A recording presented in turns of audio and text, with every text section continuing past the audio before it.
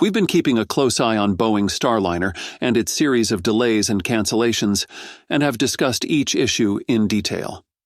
If you remember from our last video about the May 6th launch delay, I mentioned, at this point, nobody believes their next launch schedule will be successful either. Unfortunately, I was right. Here we are again, with Boeing's Starliner not launching on the planned day. But this time, the issue seems different. And it's not just Boeing that's facing problems. United Launch Alliance, the rocket provider, is also in serious trouble. In this video, we're going to unpack what's gone wrong this time and why it's a big deal. But first, please make sure to subscribe to our channel to stay updated with the latest news from the space world. The Starliner was initially set to launch on May 6th. On that day, Boeing's Starliner was mounted atop the Atlas V rocket at Launch Complex 41, ready with 2 astronauts on board. However, just hours before liftoff, the mission had to be scrapped due to an issue with an oxygen relief valve in the Centaur stage. This malfunction was detected approximately 2 hours before the scheduled launch time, delaying the fuel loading process. United Launch Alliance, consequently, called off the mission and unloaded the fuel. This launch was rescheduled for today, but once again, like previous attempts, today's launch faced problems and was canceled. This time, the issue was identified as a small helium leak in the spacecraft's service module. The service module, which is a disposable component sitting below the spacecraft, houses the thrusters and launch abort engines. The leak was pinpointed to a flange on a single reaction control system thruster. Although helium is non-reactive, it plays a critical role in the operation of thrusters, helping to fire them.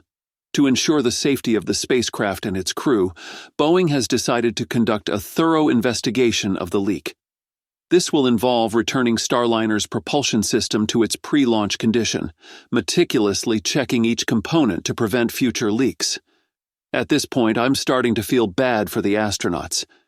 They must be getting ready for launch more often than I recharge my phone, always geared up and excited to rocket off, only to find out it's another no-go. When you look at the timeline of Starliner development, it gets even more frustrating.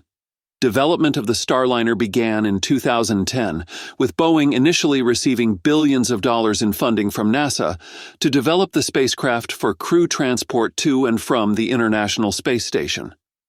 The development faced numerous setbacks and delays right from the beginning. Originally, Boeing aimed to complete the Starliner by 2017 as part of a contract with NASA. However, the first crewed mission was continuously delayed due to various technical issues, including problems with software development and testing, parachute system concerns, and other hardware malfunctions. For instance, the first uncrewed test flight in 2019 encountered serious issues, leading to an incomplete mission as software errors prevented the Starliner from docking with the International Space Station. Furthermore, Boeing faced significant financial impacts due to these delays, absorbing hundreds of millions in charges against earnings for the Starliner program. When you're alone in a competitive environment, it's easy to justify delays or setbacks by pointing to the difficulties of the task. But when another player does the same thing better and in shorter time, it makes your excuses look weak. This is similar to what happened with SpaceX and Boeing in developing their spacecraft. Both companies began working on their crew capsules around the same time, aiming to transport astronauts to the International Space Station. SpaceX launched its Crew Dragon for the first time in March 2019 on a test flight without crew, and by May 2020, they successfully sent astronauts into orbit. This achievement made Crew Dragon one of the safest and most reliable spacecraft, and it quickly became a key player for NASA's missions. Boeing, on the other hand, is still trying to catch up to where SpaceX's Dragon is now. Musk highlighted this on Twitter, noting the difference in funding and completion time between the two companies.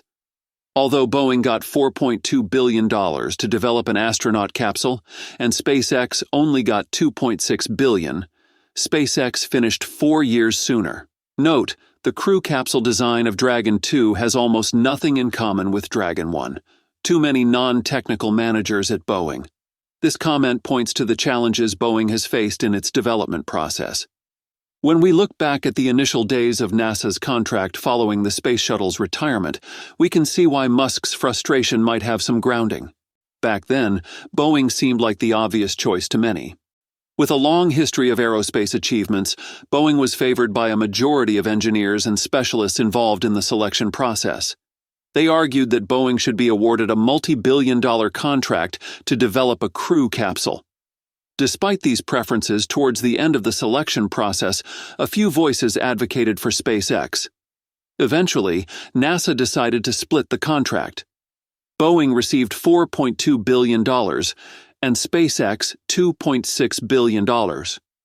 While this wasn't a total win for Boeing, which had hoped to secure the entire contract sum, they still received a significant portion of the funding. The results over the following years painted a different picture. SpaceX's Dragon first carried astronauts to the space station nearly 4 years ago, and has since completed 13 public and private missions to orbit. Its success has secured it a total of 14 operational missions to the station for NASA, each earning significant fees. In contrast, Boeing's Starliner has struggled with delays and technical issues, leading to Boeing incurring $1.5 billion in charges related to these delays and overruns. If the contract had been given only to Boeing, we might have considered all the constant delays as normal, simply because we wouldn't have SpaceX's Dragon successes to compare against. This is why it's always beneficial to prevent monopolies, especially in critical industries like space travel. Having multiple options fosters competition, drives innovation, and often leads to better outcomes. It's not only Boeing and SpaceX that are providing spacecraft options. NASA also has another alternative, the Dream Chaser. The Dream Chaser is a reusable spacecraft designed to transport cargo, and potentially crew, to the International Space Station. Unlike traditional capsules, the Dream Chaser is a spaceplane that can land on conventional runways, offering a unique approach to space missions. Its design focuses on safety and reusability, with the capability to be used multiple times, which is a key feature in reducing the cost of access to space. Lastly, it's important to remember that the recent Starliner delays also involve United Launch Alliance, as their rocket is the one tasked with launching the spacecraft. Some of these delays are directly related to the rocket itself, not just the Starliner. United Launch Alliance has also been facing its own set of challenges within the company. There's even speculation that the company is struggling financially, and that Jeff Bezos might be interested in buying it. Only time will tell if these rumors hold any truth. And that's all for today's update. If you enjoyed watching and found it useful, please make sure to subscribe to our channel and hit the like button. Thanks for watching, and I'll see you in the next one.